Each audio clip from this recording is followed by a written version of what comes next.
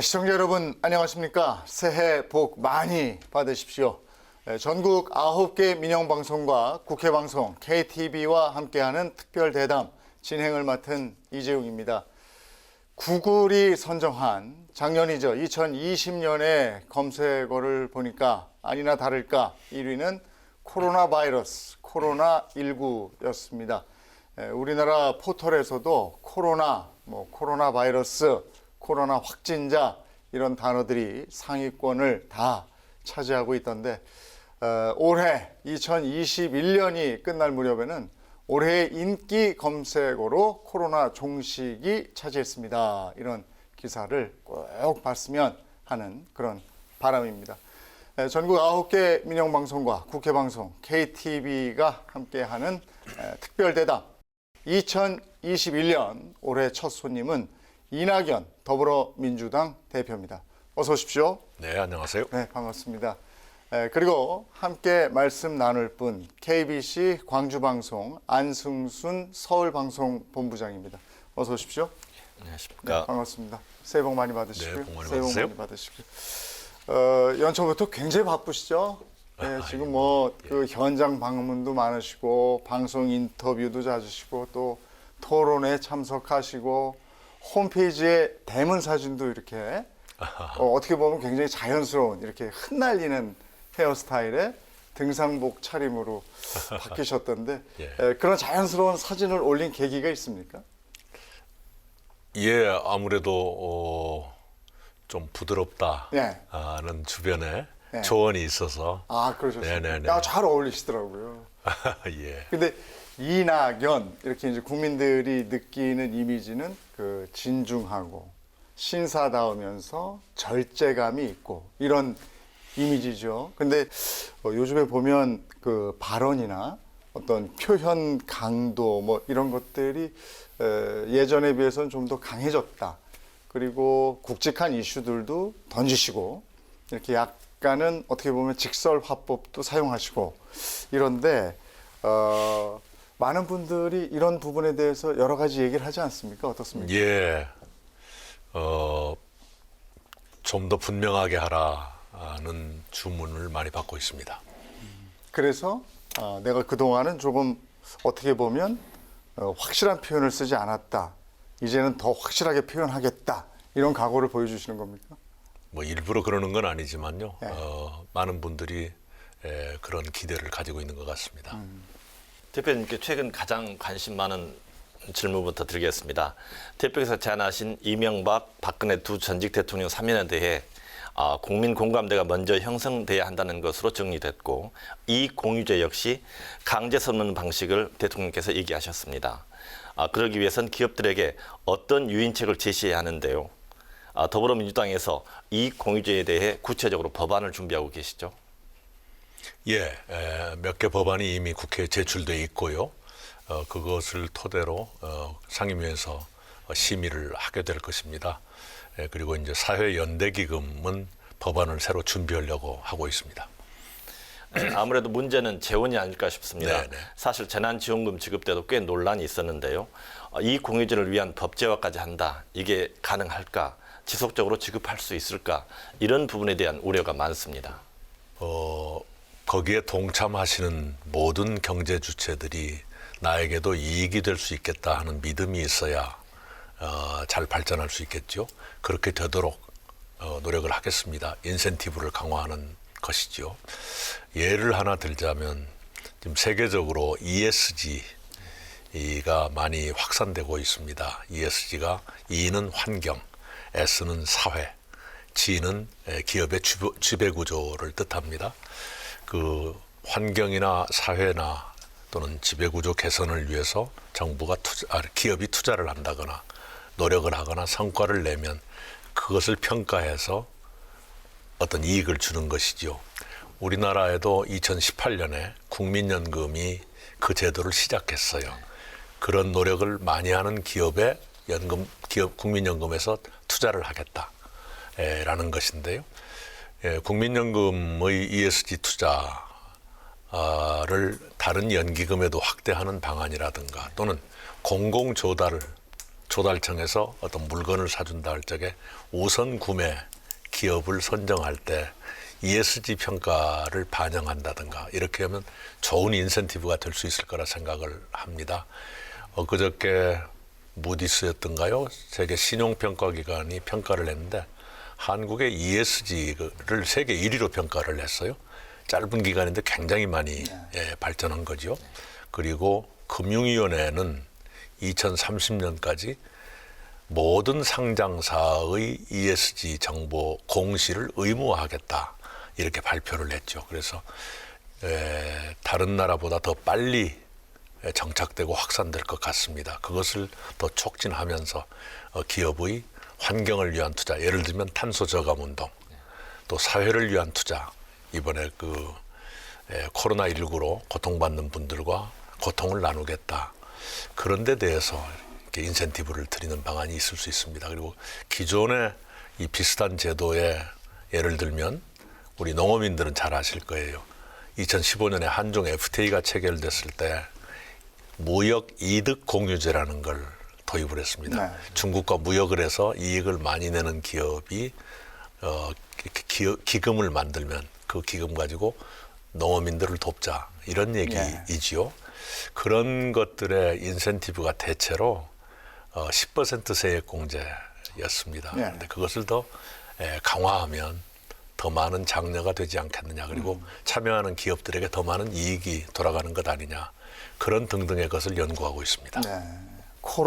이 코로나로 인해서 우리나라뿐이 아니고 전 세계가 양극화가 더 심화되고 있고 이렇지 않습니까? 근데 굉장히 그게 사회적으로 큰 문제인데 이런 것을 극복하기 위해서는 어떤 구상을 하고 계신지 그 부분도 참 궁금합니다. 예, 우선 작년부터 이런 현상이 나타나고 있습니다. 맨 먼저 소득이 줄어드는 쪽이 저소득층이 먼저 줄어들고요. 그다음에 이제 중간층, 중위층까지 소득이 줄어들고 그러다 보니까 소득 분포가 K자 모양으로 위는 올라가고 아래는 내려가고 그런 소득의 양극화가 생기고 있고 또 하나 제가 굉장히 중요시하는 게 교육 격차의 확대. 네.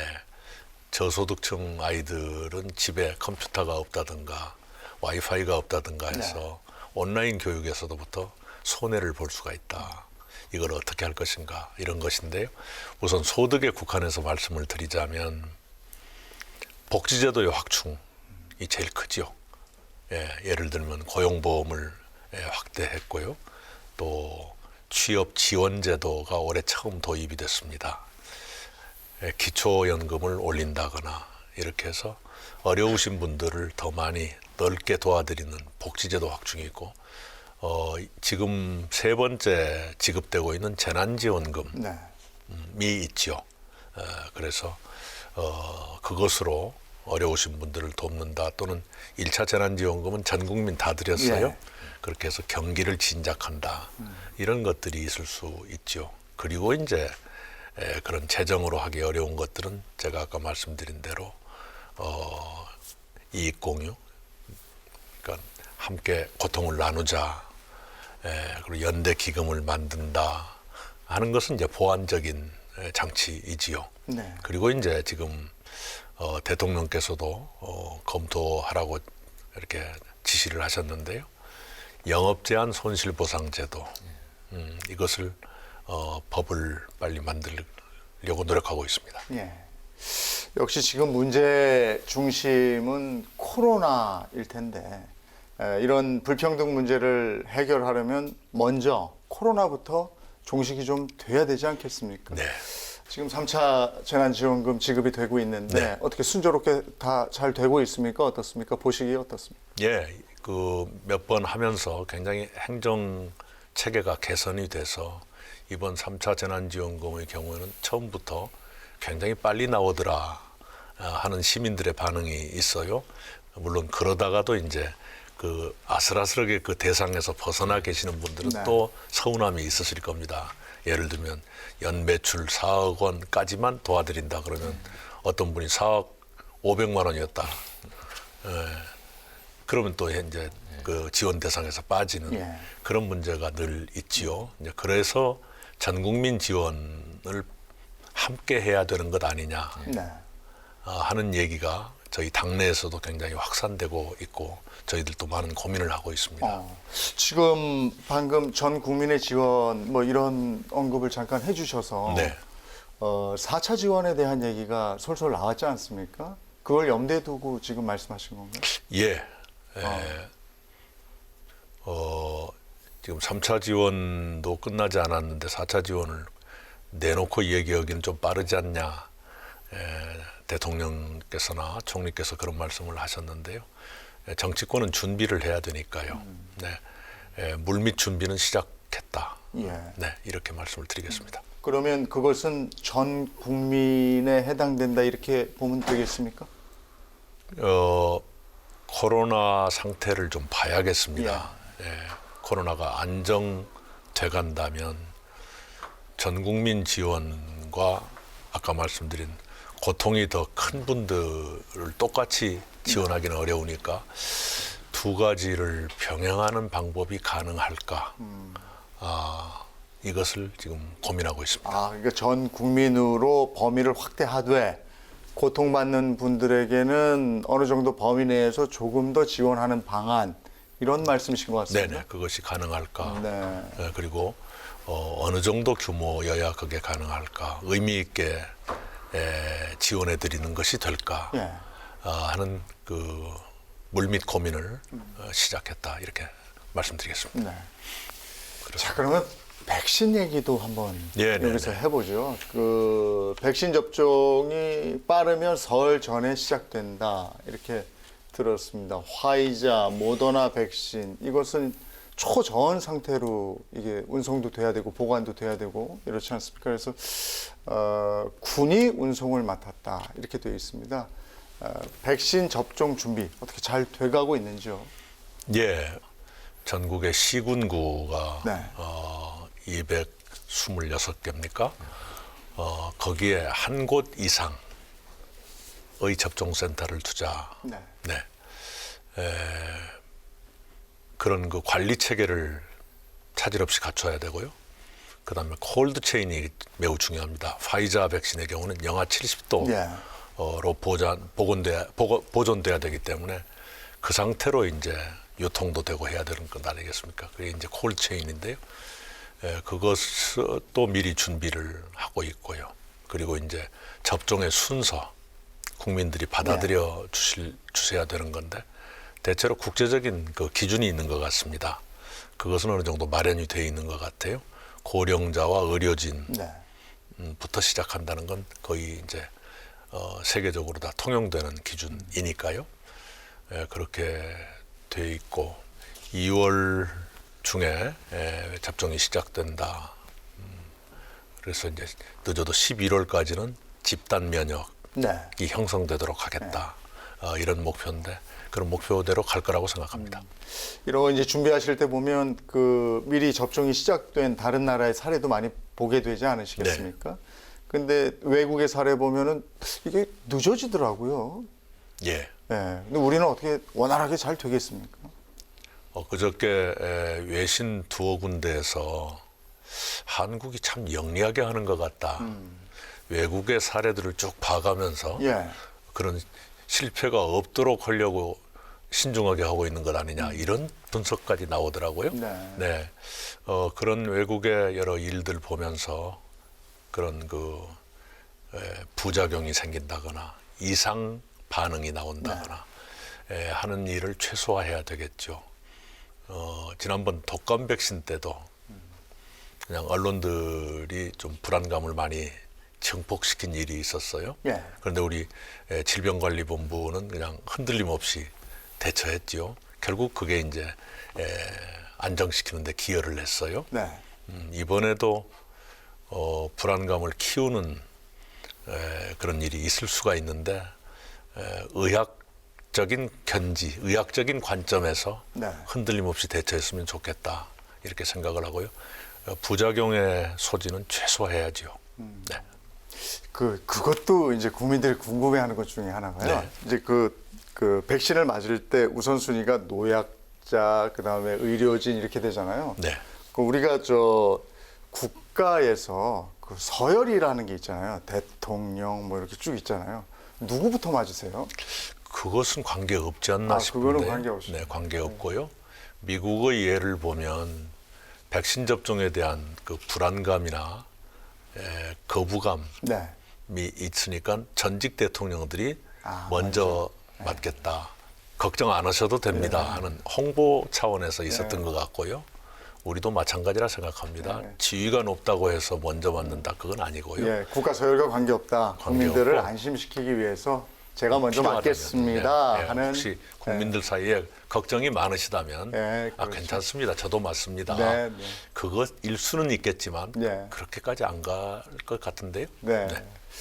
그 국산 치료제 소식도 지금 들려오고 말이죠. 네네. 그 또 치료제하고 백신 모두 무상으로 공급하겠다 이렇게 밝혔는데 무상 공급이 이게 가능하겠습니까? 예산이나 이런 게 다 뒷받침이 되겠습니까? 예, 우선 그 백신 무상 접종은 예산도 상당한 정도까지 확보가 돼 있고요. 예. 또 대통령께서 이미 무상 접종 방침을 밝히셨죠. 치료제는 지금도 치료가 사실상 무료지요. 네. 근데 치료제가 나오면 그 치료 기간이 짧아지거든요. 네. 무상으로 해도 전체 비용으로 봐서는 네. 오히려 절감되는 효과가 있지 않을까. 예, 치료제 없는 항바이러스 치료, 기존 치료 방식으로 2주일 동안 예. 많은 분들이 입원해 계셨다. 그런데 치료제가 나와서 가령 치료 기간이 5일로 줄어들었다 그러면 네. 그만큼 그 치료 기간이 줄어드니까요. 예. 치료제를 투여해도 무상으로 투여해도 국가의 비용은 오히려 줄어드는 결과가 예. 되지 않을까. 저는 그 치료도 이 세계적인 감염병에 대한 치료니까 국가가 책임지는 것이 옳다고 생각해서 치료제도 무료로 가야 한다는 말씀을 일부터 했습니다. 대표님은 직접 격리를 해보셨잖아요. 예, 어떠셨습니까? 참 답답하지요. 네. 네, 답답하고요. 그다음에 격리 기간이 끝나면 또 한 번 확인해서 예. 진단을 받아야 돼요. 예. 네, 제가 음성 판정을 6번 받은. 아, 6번 하셨나요? 네. 예. 자, 이제 포스트 코로나를 대비하는 한국판 뉴딜 이 부분에 대한 얘기를 좀 예. 하겠습니다. 지역 균형 뉴딜에 무게가 실리고 있는데 네. 예, 지역 균형 뉴딜이 대한민국 발전의 핵심인 이유 어떤 걸까요? 예, 제가 제안했었습니다. 네. 무슨 얘기냐 그러면 한국판 뉴딜로 많은 예산을 투입하고 여러 사업이 배정될 텐데 예산의 투입과 사업의 배정을 할 때는 지역 균형 발전을 중요하게 고려해 달라 이런 뜻입니다. 예. 예, 그러다 보니까 한국판 뉴딜에 들어가는 예산의 47%가 지역 균형 뉴딜에 해당되는 네, 그런 일이 되어 있습니다. 그래서 균형 발전에 크게 기여할 수 있겠다. 그 생각을 하지요. 국가 균형 발전을 가로막는 게 수도권에 과도한 집중화라고 얘기를 하지 않습니까? 수도권 집중화는 이미 손을 쓰기 힘들 정도고 지방 소멸도 현실화되고 있습니다. 네. 지역 경제 활성화를 위한 대책을 대표님께서 가지고 계신지요? 예. 예, 문재인 정부 들어와서 나름의 노력을 안 한 것은 아니지만 결과적으로 아쉬운 것 중에 하나가 수도권, 비수도권 간의 격차가 커지고 인구가 역전되고 이런 일들이 생기게 됐다는 거 크게 아쉽게 생각을 합니다. 지역 균형 발전 지금까지 한 것 중에 제일 큰 것은 예타 면제 사업들이죠. 각 지역마다 오래된 수건 사업들, 그것도 예타라는 장벽 때문에 시작도 못했던 사업들, 굵은 것들을 예타 면제를 시킨 것이 있어요. 근데 단지 그것이 아직 그 사업이 시작된 것이 아니라서 지방에서 실감을 못하고 계시는 그런 게 있습니다. 그 다음에 이제 그 바탕 위에서 저희들이 하고자 하는 것이 행정도시 일을 더 확충하자. 그래서 국회 상임위원회를 세종으로 옮기는 건 어떠냐. 예, 그리고 권역별 거점 도시라도 활성화시키자. 그리고 거기에는 이제 공공기관 이전이 포함돼야 하지요. 공공기관 2차 이전 계획이 지금 준비되고 있습니다. 그 바탕 위에서 아까 예타 면제와 지역 균형 뉴딜이 있고, 특히 지역 균형 뉴딜은 당장 올해부터 예산이 들어가기 때문에 각 지역에서 이걸 최대한 잘 활용해서 지역 균형 발전에 크게 기여하도록 했으면 좋겠다, 이렇게 생각합니다. 그 공공기관 이전은 이제 단순히 이전만으로는 한계가 있다는 것이 여러 혁신도시 사례에서 확인되고 있지 않습니까? 이전 기관이 지역에 뿌리를 내리고 이전 효과를 지역과 공유하기 위해서는 후속 조치가 반드시 필요하다고 봅니다. 어떤 대책들이 있을까요? 예, 그동안에 이제 정주 여건 개선을 지자체에 맡겼어요. 업무의 배분이 그렇게 돼 있었습니다. 근데 정주 여건에는 주거, 교육, 의료, 문화 이런 게 다 들어가는데 그게 지금 아직 잘 속도가 나지 않는, 그 이전된 공공기관 직원들의 눈높이에 아직 충분하지 않은 그런 고민이 있죠. 그런 노력을 집중적으로 했으면 좋겠다, 이런 생각을 하고 있습니다. 그리고 이제 공공기관 지방 이전과 함께 지방대학들이 정원 미달이 많이 되고 네. 그런 일들이 생기는데, 혹시 대학을 내놓겠다는 곳이 있다면 네. 거기를 4차 산업혁명 기지로 하고 이 스타트업 기업들, 창업 기업들의 공간으로 활용하는 방법은 없을까, 그런 논의를 내부적으로 하고 있습니다. 그러니까 거기에 이제 그 지역의 문화 여건, 교육 여건, 의료 여건 네. 이런 것들이 다 갖춰져야 될 텐데 네. 그러려면 역시 또 어느 정도의 경제력 아니겠습니까? 그 지역의 경제력을 굳건히 하고자 하는, 그렇게 해야 되는 방안, 할 수 있는 방안 이런 건 어떤 게 있겠습니까? 이제 기업의 지방 이전이 활발해졌으면 좋겠다 하고 생각을 합니다. 해서 이 낙후 지역으로 이전하는 기업에 대해서는 법인세를 차등 부과하자. 아주 어려운 곳에 가는 기업이 있다면 법인세를 아예 면제하는 경우까지를 감안하면서 예. 법인세 혜택을 드리는 방안을 강구하자 하는 생각이 있고요. 또 하나는 이제 지방대학 출신들을 공공기관에서 그 지역 할당제를 하고 있거든요. 네. 2022년 문재인 정부 끝나는 해까지 그 지방 대학 출신을 30%까지 하자는 게 목표지요. 그런데 저는 제안을 드리기를 그 지방에 있는 대학뿐만 아니라 다른 지방 대학, 다른 지역의 지방 대학 예. 출신도 좀 얹어서 30 더하기 20 정도로 해서, 만약 그게 너무 많다면 줄일 수도 있겠죠. 네. 그렇게 해서 지방대학 전체를 좀 이렇게 도와드리는 방법이 없겠는가. 지방대학 출신들도 조금 더 취업의 문을 넓히는 방법은 없겠는가. 예를 들면 부산대학 출신이 나는 나주에 있는 한국전력에 취직하고 싶다. 그러면 그 플러스 20 그 범위에 들어가게 하는 방법은 없는가. 단지 이제 청년들 사이에서는 그게 공정성에 위배된다든가 하는 의견들이 있습니다. 있는데 열악한 곳을 조금 더 돕는 것, 그리고 청년들이 수용할 수 있는 정도의 비율로 하고, 단 이 제도가 시행되기 이전에 입학하신 분들은 영향이 없도록 하는, 이 제도 시행 이후에 입학하신 네. 분들부터 적용하는, 그렇게 하면 좀 수용 가능성이 높아지지 않을까, 이런 생각을 합니다. 자, 9개 지역 민방과 국회방송 그리고 KTV가 공동으로 마련했습니다. 특별 대담 더불어민주당 이낙연 대표와 함께하고 있습니다.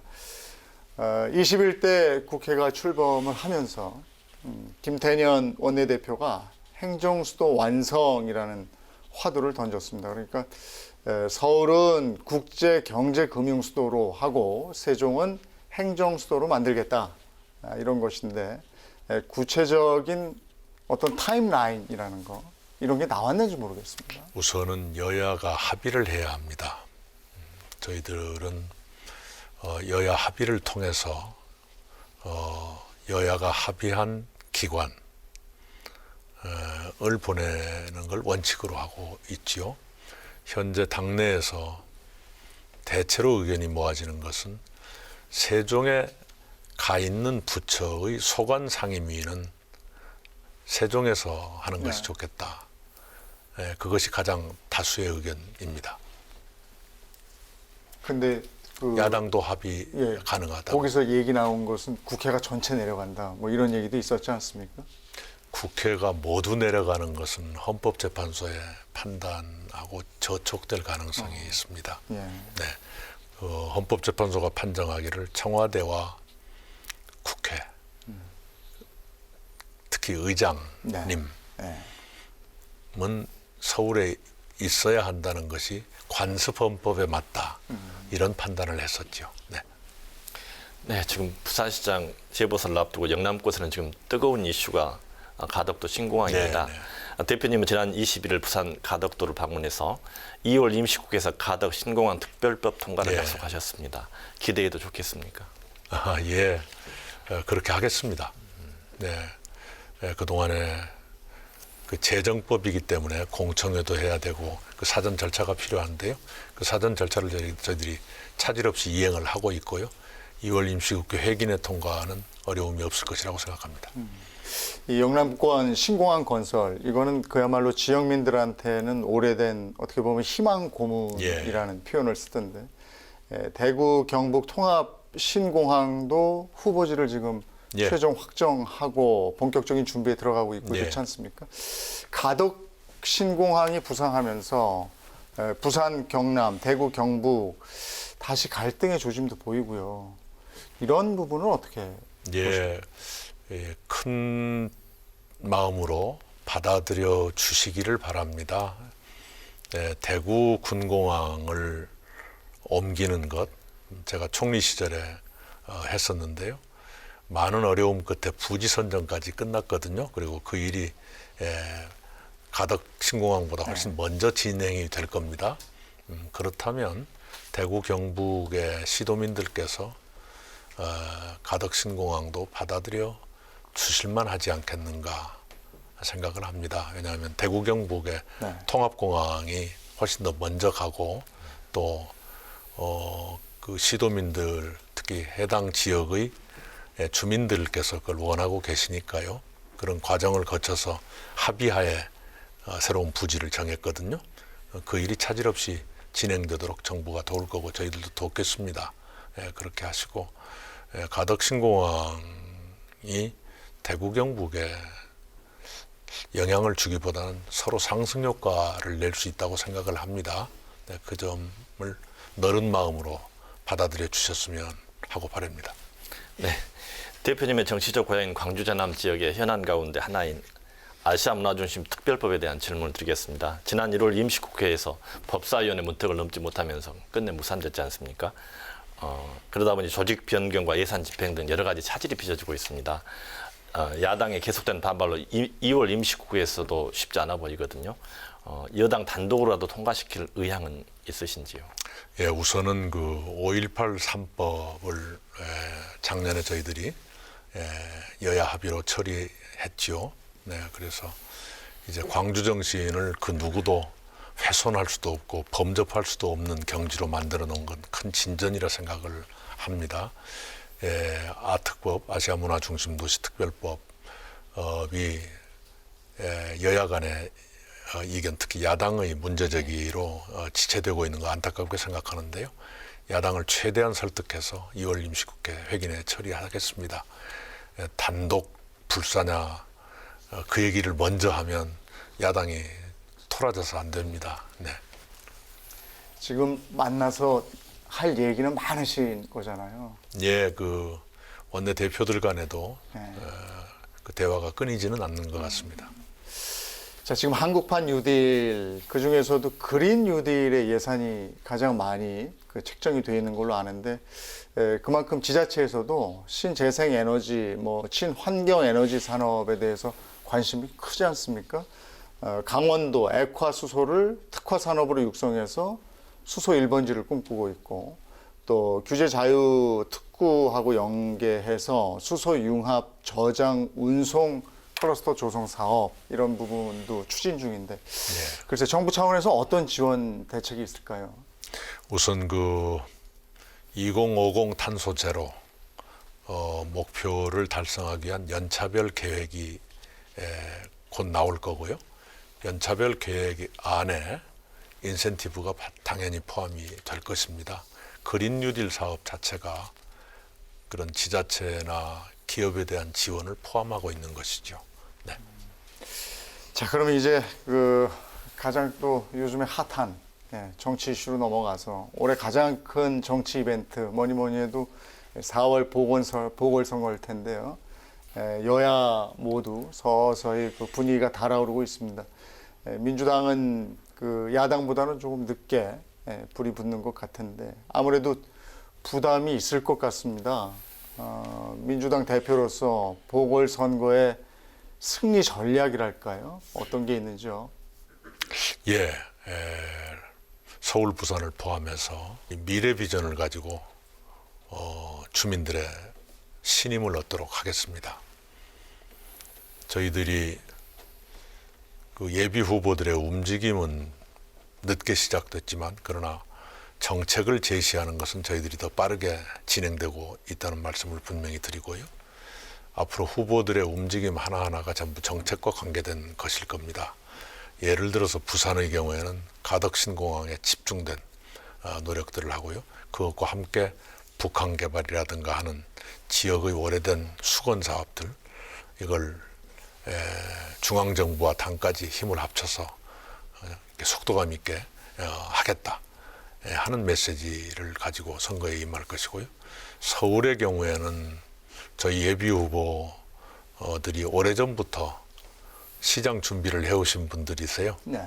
한 분은 이번에 삼수생이고요. 네. 또 한 분은 재수생이고 그렇습니다. 네. 그래서 그분들 머릿속에 내가 시장을 맡으면 서울을 이렇게 만들겠다 하는 꿈이 굉장히 구체적으로 있고요.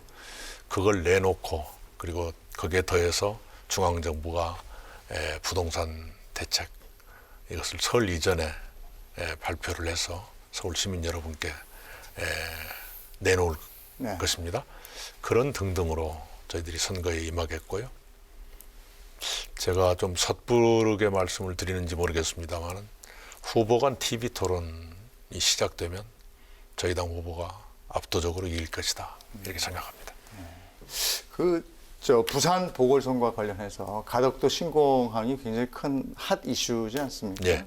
근데 거기 경제성을 놓고 김정인 대표와 어떤 이견이 있으신데 이 부분에 대해서 한번 좀 얘기를 드려주세요. 예. 김종인 대표께서 공항 하나로 경제가 확 바뀌는 것은 아니다. 그 말씀을 하셨어요. 네, 그래서 제가 김종인 대표님 성함을 거론하지는 않았지만 저는 공항 하나로 경제를 바꿀 수 있다고 믿습니다. 이렇게 대꾸를 했지요. 예. 네.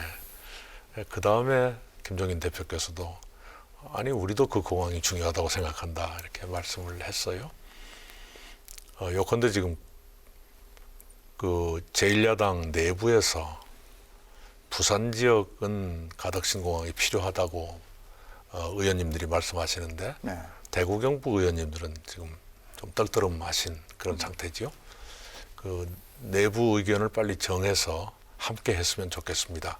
가덕신공항 특별법도 여야가 함께 추진하고 그러길 바랍니다. 예, 이제 대표님의 당 대표 임기도 한 40여일 남았습니다. 그만큼 대선 시기도 빨라지고 있는데요.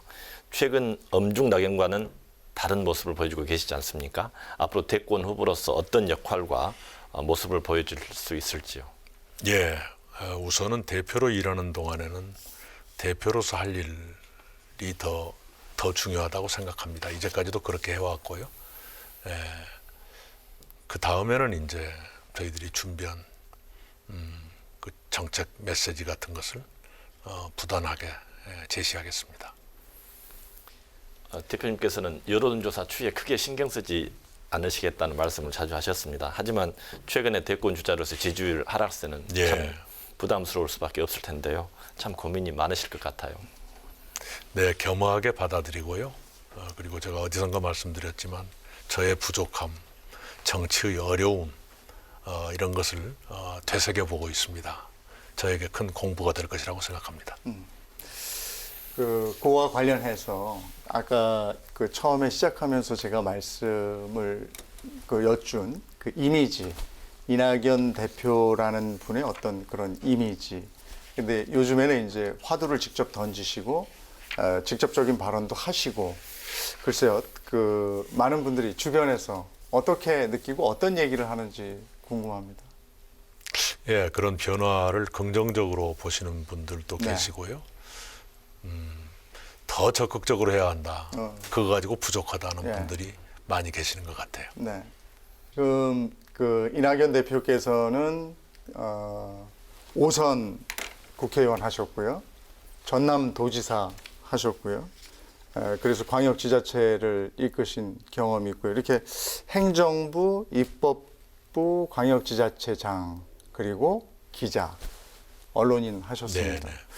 어떤 옷이 가장 잘 맞는 옷입니까? 다 어렵죠. 그리고 지나고 나면 그 시절이 좋았다는 생각을 하지만 그 시절에는 또 많은 고민이 있었죠. 젊은 시절에 기자를 한 건 좋았던 것 같아요. 특히 사물을 볼 적에 균형 있게 보려고 노력하는 것, 이것은 좋은 훈련이라고 생각합니다. 국회의원은 이제 입법을 하고 정치를 하는 그런 자리지요. 그것 또한 중요한 경험이고 국가에 대한 기여가 많은데 굉장히 어렵습니다. 왜냐하면 대부분의 문제에 반드시 반대가 있잖아요. 네. 그리고 우리나라 상황이 그 찬성과 반대가 격렬해요. 예. 그냥 이 반대편 그 상대를 거의 인정하지 않을 정도까지 격렬하지요. 이런 상태에서 합의를 이룬다, 조정을 한다는 것이 늘 어렵죠. 지사는 권한이 많아요. 그리고 변화를 빨리빨리 가져올 수가 있습니다. 어떤 것은 당일 아침에 지시를 했는데 그날 오후에 이미 일이 벌어지고 있는 경우도 있습니다. 네. 이건 큰 매력이죠. 다른 어느 분야도 그렇게는 안 됩니다. 국회의원이 법안을 발의했다고 해서 당장 변화가 생기는 것도 아니고 기자가 기사를 썼다고 그만큼 빨리 변하는 건 아닌데 지자체는 굉장히 빠른 변화를 가져올 수 있다 하는 매력이 있죠. 그다음에 이제 총리는 국정 전반을 들여다보고 네. 균형 있게 파악을 해야 한다. 그런 매력이 있는데 지나고 보니까 모든 것이 다 어려웠던 것 같고요. 특히 당대표는 몹시 어렵습니다. 예. 집권당 대표는. 예. 당내 의견도 조정을 해야 되지만 또 야당의 존재가 있는 거니까요. 네. 그래서 이것저것 했지만 늘 공부가 됐고 부족함이 많이 있었다고 생각을 합니다. 저도 주변에 언론인들한테 이렇게 얘기를 들어보면 네. 그 이낙연 기자는 후배들한테 상당히 엄격한 기자였다 이랬습니다. 지가 잘하지도 못하면서 괜히 엄격 떨었던 것 같아요. 예. 지금 후회를 많이 하지요. 좀 더 따사롭게 했더라면 좋았을 것을 하고 후회합니다. 잘하라는 얘기신 거잖아요. 이제 아무래도 그 언론이란 게 늘 속도전이어서 예. 네. 기자 생활은 몇 년 하신 겁니까? 21년 했죠. 아, 21년. 그리고 5선 국회의원이니까 국회의원 20년. 기자를 더 오래 하셨네요. 지금 딱 올해로 똑같게 됐습니다. 아, 그러시군요. 네, 어떤 한 해는 예. 2월까지 기자하다가 예. 그 후반부는 국회의원에서 겹치는 때가 있습니다만 그게 2000년이었습니다. 광역 지자체장을 하셨으니까 네. 요거 하나 꼭 여쭙고 가야 되겠어요. 그 지자체들의 지금 그 행정 통합 움직임이 있지 않습니까? 네. 행정 통합 움직임에 대해서는 그 어떻게 생각하시는지 요 부분도 좀 여쭙고 가야 되겠네요. 그 방향에서는 그런 필요성이 있을 수 있다고 생각을 해요. 네. 왜냐하면 교통과 통신이 굉장히 빨리 발달하고 있지 않습니까? 네. 그런 시기에 과거의 그 행정구역을 너무 고집할 수가 없게 돼 있죠. 그래서 웬만한 사업은 광역개발로 가야 되고 네. 또 이웃 지자체와 함께 해야만 효과가 높아지는 그런 게 있는데 그러나 막상 그것을 추진하려고 하면 많은 어려움이 있을 겁니다. 주민들이 수용을 하느냐, 또 피해의식을 갖는 것은 아니냐, 그리고 지도자들은 정말 흔쾌하게 그걸 받아들일 준비가 돼 있느냐, 여러 어려움이 있을 거예요. 저희 전라남도의 사례를 들어보자면 여수시, 여천군, 여천시 이른바 삼려 통합은 아주 결단으로 잘 됐는데 네. 목무신, 목포무안신하는 진척이 안 되는. 그래서 방향만 가지고 바로 되는 것은 아니다. 여러 어려움이 도사리고 있다. 이런 말씀을 드리고 싶습니다. 네. 네. 그 더불어민주당 대표로서 임기 중에 꼭 이루고 싶은 것이 있다. 그 목표가 있다면 그 아까 쭉 말씀드렸던 상생연대 3법 예. 뭘 할 수만 있다면 2월 임시국회 제 대표로 있는 동안에 매듭을 짓고 싶습니다. 그런데 그만큼 빨리 되었으면 좋겠는데요. 네, 그런 목표가 있고요. 그 다음에 작년에 처리하려고 했으나 늦어진 게 4.3 특별법. 지금 제주 4.3의 비극이 있은 지가 72년, 73년째 되는데요. 아직까지도 배보상 문제가 끝나지 않은 정도가 아니라 시작도 안 돼서 제주도 도민들 마음속에는 아직 그 문제가 현재형으로 남아있는 것이지요. 작년에 정부와 당이 협의를 해서 어렵사리 그 합의된 문구를 만들었어요. 그것을 2월 국회까지는 통과시켜야겠다 이렇게 생각합니다. 신년사에서 함께 잘 사는 인류 국가를 강조하셨습니다. 네. 함께 잘 사는 인류 국가를 강조하신 데에는 그런 비전도 또 있겠죠. 예, 뭐 우리가 이렇게 이미 체감하고 있는 목표입니다. 그리고 실현 가능성이 있어 보이는 목표지요. 먼저 인류 국가는 예전에 김대중 대통령 시절부터 세계 인류 국가를 제창하셨어요. 네. 그런데 그 당시가 벌써 20년 전입니다. 그때는 우리의 꿈이나 이런 것이었는데 이제는 바로 현실처럼 되고 있지 않습니까? 최근에 청년들 한 40대 전후의 몇 분이 추월의 시대라는 책을 쓰셨더라고요. 그게 무슨 뜻인가 봤더니 우리 대한민국이 이제까지는 다른 선진국을 쫓아가는 처지였는데 이미 추월이 이루어지고 있어서 우리가 이제는 모델을 만들어가야 하는 그런 상태까지 됐다. 말하자면 인류 국가가 이제는 실현 가능한 상태까지 됐다. 그래서 인류 국가고요. 함께 잘 사는, 함께는 포용이고 잘 사는 건 성장입니다. 그냥 나 혼자 잘 사는 게 아니라 각자가 잘 살되 함께 잘 사는 지혜를 짜자 하는 것이죠. 이 방역에서요.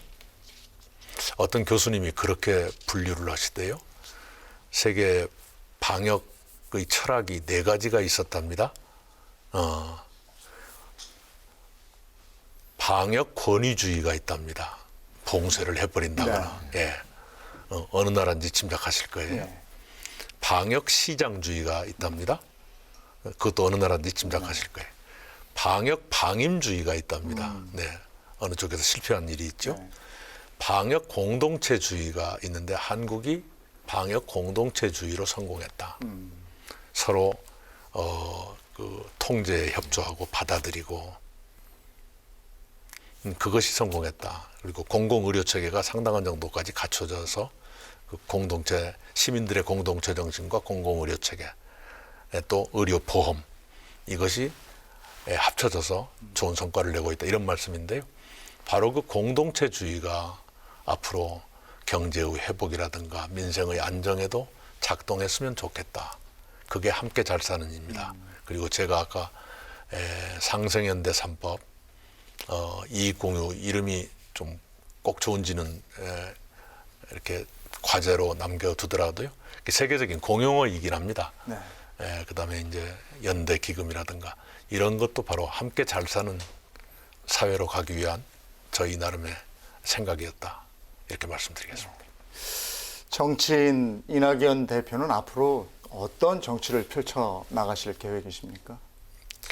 예, 뭐 저에게 놓여 있는 과제는 다 아시는 그대로입니다. 저희 민주당 정부가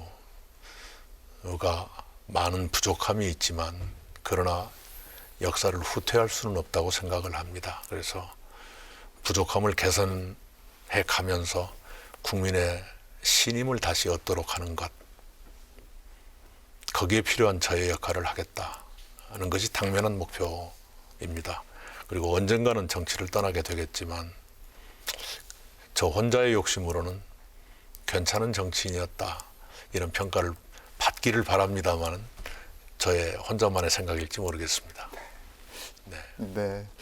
오늘 안순흥 기자도 함께 해주셨는데 더 말씀드릴 게 있으면 좀 하시죠. 그 여담으로 아까 그 도지사도 하시고 국회의원, 국무총리, 기자, 당대표 지금 맡고 계시지 않습니까? 사모님이나 자녀분은 어떤 역할을 할 때 가장 아빠 또 남편으로서 자부심을 느끼는 것 같습니까? 잘 모르겠습니다만은 지사할 때가 제일 편하지 않았을까 싶네요. 왜 그러냐 그러면 제 자식은 제가 지사할 때 가장 멀리 떨어져 살았으니까 편했을 거고요. 예, 지사의 업무가 비교적 단출하지요. 그리고 주민들과 가까이 만날 수 있는 그런 위치이기 때문에 제 아내도 그 시절이 좋았지 않았을까 싶은데요. 그건 제가 보는 것이고요. 사실은 청년 기자 시절에 어느 날 그때 제가 봉천동에 그 단독주택 2층에 방 2칸을 전세 얻어가지고 살았었는데 네. 그때 제 아내가 그러더라고요. 시계가 멈췄으면 좋겠다. 지금이 가장 좋다. 예.